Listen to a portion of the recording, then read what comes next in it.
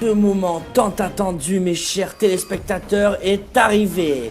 Après s'être attaqué aux montagnes et au froid tout l'hiver, Quentin, alias The Explorer, découvre la sensation de confinement. All around him, il ne voit que des challenges et des épreuves à surmonter.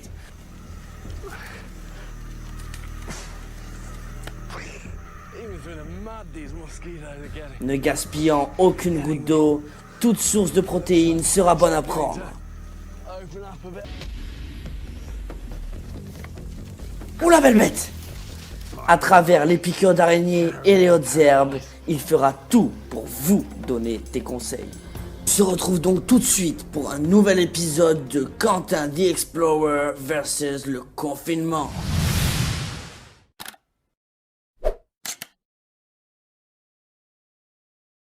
Hey et bonjour à tous les bronzés, on se retrouve aujourd'hui pour une séance basée sur le temps de réaction. Mais qu'est-ce que c'est? C'est la vitesse à laquelle ton corps est capable de répondre à un stimuli. Et oui, en ski, ces stimuli peuvent se traduire par un changement de neige, de pente, de relief. En développant le temps de réaction, le skieur répondra avec efficacité et rapidité. Mais ça va lui permettre quoi? Ça va lui permettre de limiter les déséquilibres induits par un manque de réactivité afin d'améliorer sa stabilité sur les skis. Globalement, chez un sportif, il est important de réagir rapidement face à une situation. Donc même si t'es pas skieur, cette séance va être intéressante pour toi qui me regarde. Et qu'est-ce que tu fais avant de commencer la séance? Attends, j'entends pas. Tu mets en place un échauffement progressif. Il s'agit de ta routine, celle qui te correspond. Tu dois finir l'échauffement par avoir une légère sensation d'essoufflement sans atteindre un état de fatigue. Inspire-toi des échauffements que l'on a réalisés dans les anciennes vidéos. C'est parti! Pour chaque exercice, tu feras 3 séries composées de 6 répétitions. Tu auras 1 minute de récupération entre les séries. On va mettre en place une stratégie de travail durant cette séance. On va complexifier et diversifier les stimuli pour que tu puisses t'adapter avec progressivité à chaque situation que je te propose. Mais pour réaliser une bonne séance, tu devras te trouver un collègue de travail. On va commencer par un travail de départ, suivi d'une accélération sur 10 mètres. Tu devras lier rapidité et fréquence gestuelle pour réaliser chaque situation à un minimum de temps. Durant la première série, ce sera un départ assis à genoux. Pense à impulser assez fort au niveau des quadris pour que ta jambe arrière puisse prendre appui afin de te propulser le plus brièvement et fortement possible vers l'avant. Ensuite, ce sera un départ couché sur le ventre. Aide-toi de tes mains afin de relever ton buste suffisamment haut pour que tes jambes prennent le relais. Pour la troisième et dernière série, ce sera un départ couché sur le dos. En plus de pousser sur tes bras et d'impulser sur ta jambe arrière, tu devras effectuer une rotation de ton buste le plus rapidement et efficacement possible. Comme tu as pu le voir, tu alterneras entre chaque répétition un signal auditif, ici claquement des mains, et visuel, impact du ballon au sol. Allez, passons à la suite. Je te sens chaud comme la braise. On va travailler le changement de direction ici. Tu devras associer un déplacement sur 10 mètres, suivi d'un stimuli qui te fera changer de direction à droite ou à gauche. Durant la première série, ce sera un déplacement talon-fesse.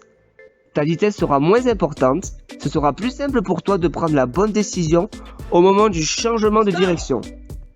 Ensuite, tu seras prêt pour effectuer le déplacement en sprint. À toi de trouver le bon timing au moment du changement de direction. Sur la dernière série, tu feras ton déplacement en arrière. Tes repères seront perturbés. C'est à toi de t'adapter à chaque répétition pour améliorer ton geste et ta prise de décision. Tu as pu encore le remarquer, tu alterneras entre chaque répétition un signal auditif, ici go, gauche, stop, droite, et visuel, c'était le plot bleu à droite et le blanc à gauche. Et maintenant tu auras 2 stimuli, 2 prises de décision, 2 choix à réaliser. Ce travail complexe demandera de la concentration. Moi, je crois en toi. Tu devras associer comme tu le souhaites un signal du premier exercice avec un signal du second exercice. À toi de trouver 3 combinaisons. C'est le moment d'être original. Pour ma part, j'ai choisi un départ à genoux en alternant signal auditif et visuel, puis changement de direction avec signal auditif uniquement, donc go ou stop. Ensuite, comme pour la série d'avant, sauf que c'est un départ sur le ventre. Et pour la dernière, c'est pareil que pour les autres, mais avec un départ en étant sur le dos.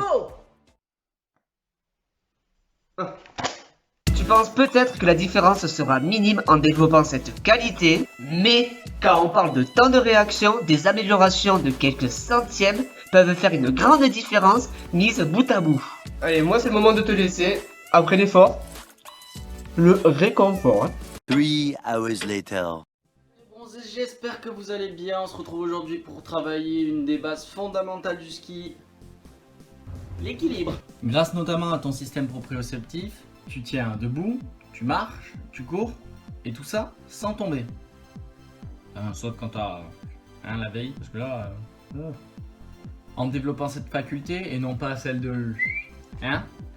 tu augmentes ta réactivité et l'efficacité de tes réponses motrices. Cela pourra t'aider dans ta pratique sportive comme dans ton quotidien. Aussi, en travaillant ton sens de l'équilibre, tu diminueras le risque de blessure. Pour suivre une progressivité entre les 2 premières séances et celle d'aujourd'hui, tu seras toujours sur un travail d'une jambe, mais tes chaussures de ski seront nécessaires pour apporter notamment un peu de spécificité. Pendant la séance, tu commenceras sur les 2 jambes et tu évolueras sur une jambe ensuite. Tu devras réaliser 4 exercices et effectuer 4 séries de 5 répétitions avec 1 minute de pause à chaque fois. Tu réaliseras la première série pieds nus et la seconde avec les chaussures de ski. Et tu alterneras comme ça sur les 4 séries. Tu connais la chanson, n'oublie pas de bien t'échauffer avant ta séance au niveau cardiovasculaire et articulaire. Étant donné que tu as beaucoup sollicité l'articulation du genou, je te conseille de prendre un élastique et de faire des rotations externes et internes du genou et d'y associer aussi des abductions et des extensions de hanches. Tu devras réaliser 4 fois les séries de 4 séries de 5 répétitions par jambe. La première série est à réaliser pieds nus et la deuxième série tu réaliseras les mêmes exercices avec les chaussures de ski. Pour le premier exercice, tu dois réaliser 5 squat jump simples contrôlés avec les 2 jambes. Pour le deuxième exercice, tu réaliseras la même chose mais avec les yeux fermés. Pour complexifier encore l'exercice, tu peux y rajouter des déplacements latéraux ou en avançant et en reculant. Le troisième exercice, plus difficile, tu devras essayer de faire des squats complets sur une seule jambe. Attention, le contrôle de cet exercice est la clé, donc pas la peine de se précipiter. Je sais que cet exercice est difficile, mais il faudra persévérer afin d'y arriver. Tu referas exactement la même chose en chaussures de ski pour la série suivante et tu alterneras une série pieds nus, une série avec les chaussures de ski. Un mauvais équilibre du skieur est souvent à l'origine des chutes. Le déséquilibre est donc une source de danger. C'est pour ça que les exercices d'équilibre sont indispensables et cela dans tous les sports. Et voilà, c'est la fin de la vidéo. J'espère qu'elle vous aura plu. À nous laisser un petit commentaire et un pouce bleu, ça nous fera toujours plaisir. Petite nouveauté, à la fin de la vidéo, vous retrouverez un tableau récapitulatif des 2 séances d'aujourd'hui et ça sera présent maintenant sur toutes les autres vidéos. Je vous dis à la prochaine pour une nouvelle vidéo. Peace!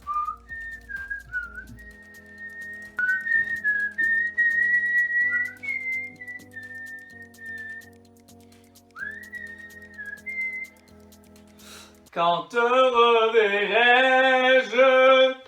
Pays merveilleux, où ceux qui s'aiment vivent à deux.